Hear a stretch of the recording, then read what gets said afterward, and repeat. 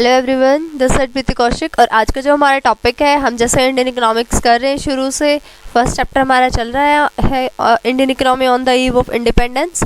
तो आज जो हमने स्टडी करना है वो है features of Indian economy on the eve of independence. यानी हमने फीचर्स देखनी है कि इंडियन इकोनॉमी की क्या क्या फीचर्स थी, यानी कि क्या क्या कैरेक्टरिस्टिक्स थी इंडियन इकोनॉमी के अंदर कब इंडिपेंडेंस से पहले, on the eve of independence. तो देखिए, चलिए शुरू करते हैं।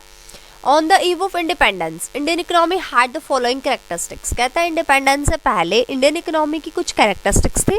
सबसे पहले कैरेक्टरिस्टिक्स बताइए, स्टैग्नेंट इकोनॉमी। स्टैग्नेंट जो इकोनॉमी थी इंडियन इकोनॉमी इंडिपेंडेंस से पहले, वो स्टैग्नेंट थी। स्टैग्नेंट मींस स्थिर थे, यानी कि कोई प्रोग्रेस नहीं हो रही थी, ऐसी इकोनॉमी थी।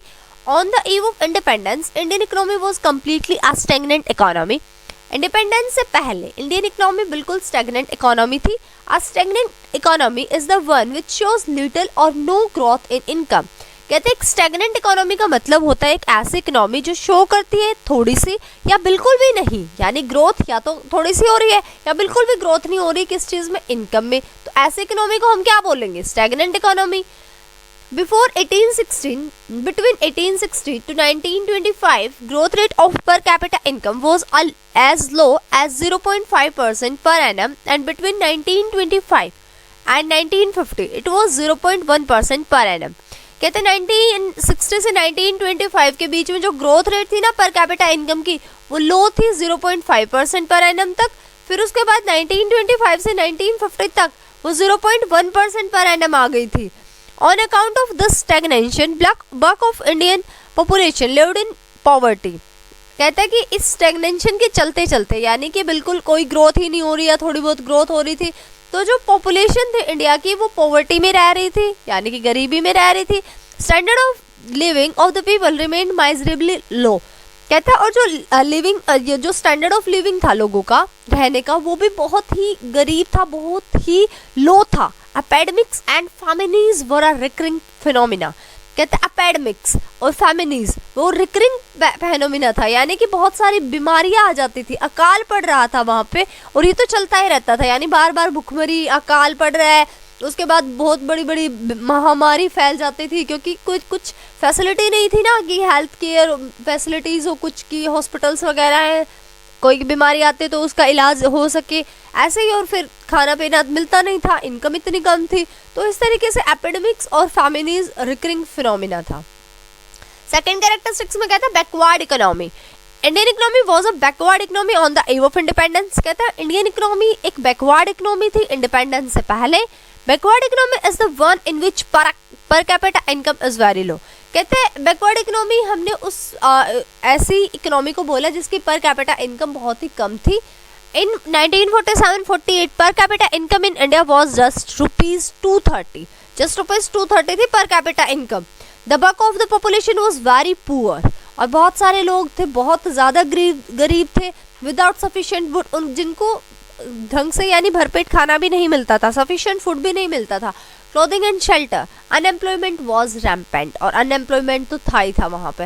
यानी कहता है कि जो इंडिया की इकोनॉमी थी, सेकंड जो कैरेक्टरिस्टिक्स बता रहे हैं on the eve of independence, वो बैकवर्ड इकोनॉमी थी, पिछड़ी हुई इकोनॉमी थी, जिसकी पर कैपिटा इनकम भी बिल्कुल कम थी। और 1947-48 में तो देखा हमने वो ₹230 थी पर कैपिटा इनकम। तो कहता है इस तरीके से बहुत ही गरीबी थी वहाँ पर, यानी कि लोगों को खाना, रहना और कपड़े तक भी नहीं मिल रहे थे, अनएम्प्लॉयमेंट भी था वहाँ पर। थर्ड जो कैरेक्टरिस्टिक्स है वो कह रहा है एग्रीकल्चर बैकवर्डनेस। कहता है कि एग्रीकल्चर सेक्टर की अगर हम बात करें तो एग्रीकल्चरल बैकवर्डनेस थी, यानी एग्रीकल्चर सेक्टर भी हमारा बहुत ज़्यादा पिछड़ा हुआ था। It is highlighted by the following facts. First कहते हैं nearly 72% of the country's working population was engaged in agriculture, but its contribution to GDP was only 50%। कहता है कि अगर हम वैसे देखें तो कंट्री का जो वर्किंग पॉपुलेशन थी, यानी कि कंट्री के अंदर जो ऐसी पॉपुलेशन है जो काम कर रही है, उसमें से 72% एग्रीकल्चर में ही लगी हुई थी, but its contribution to GDP was only 50%। लेकिन अगर उसका कंट्रीब्यूशन हम देखें, यानी 72% जो वर्किंग पॉपुलेशन है इंडिया की, वो लगी हुई है एग्रीकल्चर के अंदर, और कंट्रीब्यूट जीडीपी में कितना कर रही है, केवल 50%। कहते प्रोडक्टिविटी वाज एक्सट्रीमली लो। जो प्रोडक्टिविटी थी वो बहुत ज़्यादा कम थी। 10 per hectare output of wheat was only 660 kilograms. तो जो पर हेक्टेयर आउटपुट निकल के आ रही थी वेट की वो थी 660 किलोग्राम्स और राइस की थी वो थी just 665 kilograms.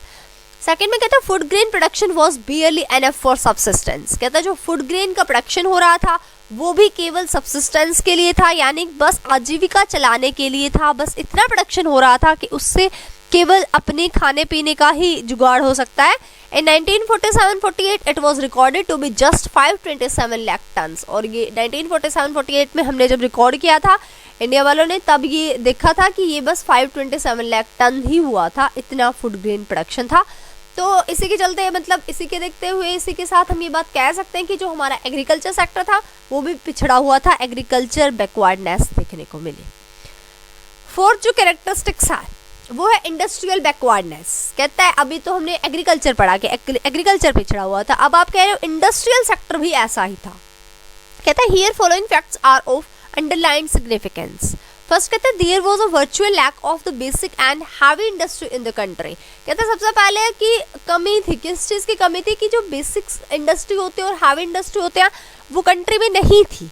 Production of machine was almost negligible, और जो मशीन से प्रोडक्शन होता था वो भी ऑलमोस्ट नेग्लिजिबल था, मतलब ना के बराबर था कि मशीन से प्रोडक्शन होता ही नहीं था। Small scale and cottage industry was almost ruined. जैसा हमने पहले भी पढ़ा था हैंडीक्राफ्ट्स एकदम से तबाह कर दिए थे, ऐसे ही जो स्मॉल स्केल और कॉटेज इंडस्ट्री थी वो भी एकदम से तबाह हो गई थी। For the buck of its capital goods requirement, और कैपिटल गुड्स के ज़्यादा रिक्वायरमेंट की वजह से the Indian industry was dependent upon imports from Britain. तो जो इंडिया की इंडस्ट्री थी वो किसके ऊपर डिपेंड हो गई? इम्पोर्ट जो आ रहा है ब्रिटेन से उसके ऊपर कंप्लीटली डिपेंड हो गई। ठीक है, तो ये हमने अभी पढ़ा फोर्थ पॉइंट जिसमें हमने देखा इंडस्ट्री किस तरीके से बैकवर्ड हुई। अब हमारा फिफ्थ पॉइंट आता है रैम्पर्ड पॉवर्टी, यानी कि इतनी ज़्यादा गरीबी की, अंतहीन गरीबी की जिससे बाहर निकला ही नहीं जा सकता।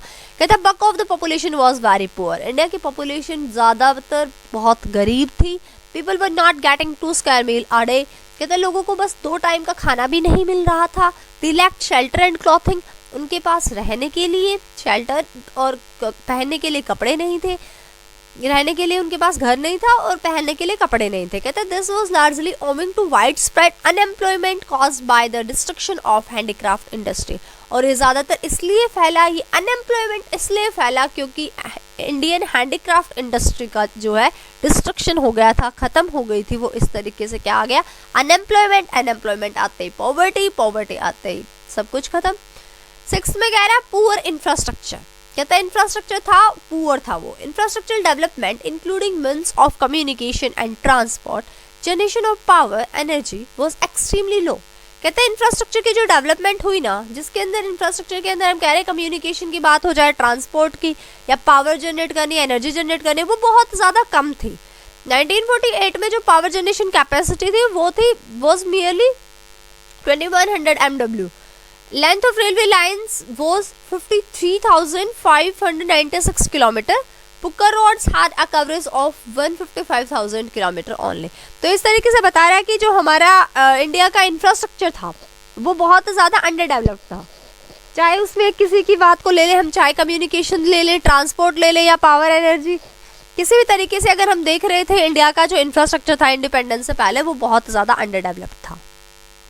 7th पॉइंट में कहता है heavy dependence on imports. Imports के ऊपर ज़्यादा डिपेंडेंस थे, यानी कि ब्रिटेन से आने वाला जो भी इम्पोर्ट हम कर रहे थे इंडिया के अंदर उसके ऊपर हम ज़्यादा डिपेंड हो गए थे। The country had to depend on imports for machinery and other equipments of production. कहते जो हमारी कंट्री थी इंडिया थी वो ज़्यादा डिपेंड हो गई थी, जैसे मशीनरी और अदर इक्विपमेंट्स हैं उनके प्रोडक्शन से ज़्यादा डिपेंड हो गई थी Indian economy. Armed forces of the country also dependent heavily on foreign imports for most of the defence equipment. और जो हमारी यानी आर्मी फोर्सेस है, आर्म्ड फोर्सेस है हमारी कंट्री की, वो भी डिपेंड थी फॉरेन इंपोर्ट्स पे, कि चाहे डिफेंस से रिलेटेड इक्विपमेंट्स आना है, डिफेंस से रिलेटेड मटेरियल आना है, वो भी कहाँ से आएगा? फॉरेन से आएगा। Besides several consumer goods like sewing machines, medicines, kerosene oil, bicycle, etc. used to be imported from abroad. और इनको तो छोड़ो, यानी डिफेंस को छोड़ो कि चलो डिफेंस आ रहा है बाहर से, जो मशीनरी वगैरह हैं, अदर इक्विपमेंट्स हैं वो भी आ रहे हैं बाहर से। लेकिन इसके साथ साथ जो कंज्यूमर गुड्स थे जैसे कि सेविंग मशीन्स है, मेडिसिन है, केरोसिन ऑयल है, इनको भी इम्पोर्ट शुरू हो गया, ये भी बाहर से इम्पोर्ट किए जाने लगे। तो बता रहे ना कि हैवी डिपेंडेंस थी इम्पोर्ट्स के ऊपर। 8 पॉइंट में कहते हैं लिमिटेड अर्बनाइजेशन। कहते हैं at the time of independence bulk of the population of India lived in villages. कहते हैं इंडिपेंडेंस के टाइम पे बहुत ज़्यादा पॉपुलेशन जो थी इंडिया की वो गाँव में रहती थी।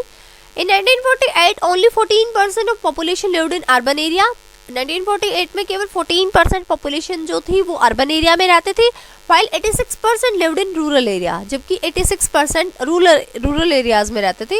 Rural population lacked opportunity outside agriculture, और जो रूरल पॉपुलेशन थी उनके पास अपॉर्चुनिटी नहीं थी एग्रीकल्चर से बाहर निकलने की। दिस कंपाउंडेड देयर पॉवर्टी, और इसी कारण वो पॉवर्टी के अंदर सिकुड़ के रह गए, बस पॉवर्टी उन्हें चारों तरफ दिखाई दी। 9th पॉइंट में कहते हैं सेमी फ्यूडल इकोनॉमी। जो इकोनॉमी थी वो सेमी फ्यूडल थी। On the eve of independence Indian economy was neither Holi feudal nor a capitalist economy. कहते हैं इंडिया की जो इकोनॉमी थी वो ना तो टोटली फ्यूडल थी, यानी कि ना तो टोटली पॉलिटिकल या फिर सोशल से रिलेटेड इकोनॉमी थी कि बस सोशल वेलफेयर का सामान बन रहा है या फिर हम कहें पॉलिटिकल जो चाहते हैं वही बन रहा है, और नॉर अ कैपिटलिस्ट इकोनॉमी, और ना ही कैपिटलिस्टिक इकोनॉमी थी यानी फ्री इकोनॉमी, मार्केट इकोनॉमी, जिसके अंदर प्रोड्यूसर्स जो चाहे अपनी मर्जी से वो प्रोड्यूस कर सकते हैं प्रॉफिट मैक्सिमाइजेशन को ध्यान में रखते हुए। तो कहते हैं ना तो फ्यूडल इकोनॉमी थी और ना ही कैपिटलिस्ट इकोनॉमी थी। It was a mixed economy और अ सेमी फ्यूडल इकोनॉमी। जो इंडिया की इकोनॉमी थी वो मिक्स्ड इकोनॉमी थी और सेमी फ्यूडल इकोनॉमी थी। Such an economy had the mixture of feudalistic and capitalistic modes of production. कहता है ऐसी इकोनॉमी के अंदर मिक्सचर था फ्यूडलिस्टिक और कैपिटलिस्टिक मोड्स ऑफ प्रोडक्शन का। Feudalistic mode of production leads to low productivity. जब फ्यूडलिस्टिक मोड ऑफ प्रोडक्शन की बात देखी हमने, यानी उसके अकॉर्डिंग अगर प्रोडक्शन किया जाए तो लो प्रोडक्टिविटी हो रही थी, और low productivity leads to backwardness, और जैसे ही कम प्रोडक्टिविटी होएगी तो वो किसकी तरफ लेके जाएगी, बैकवर्डनेस की तरफ। एंड 10th लास्ट पॉइंट में कहते हैं कॉलोनियल इकोनॉमी। कहते हैं कॉलोनियल इकोनॉमी थी, यानी कि हमने पहले भी डिस्कस किया था कल की वीडियो में कि कॉलोनियल एक्सप्लॉयटेशन, तो वहीं से आया कॉलोनियल इकोनॉमी, जिसके अंदर हम क्या बात करते हैं कि कॉलोनियल का क्या मतलब होता है कि ऐसी इकोनॉमी थी जिसके ऊपर दूसरी कंट्री ने आके अपना राज जमा लिया था, अपनी कॉलोनी बना लिया था।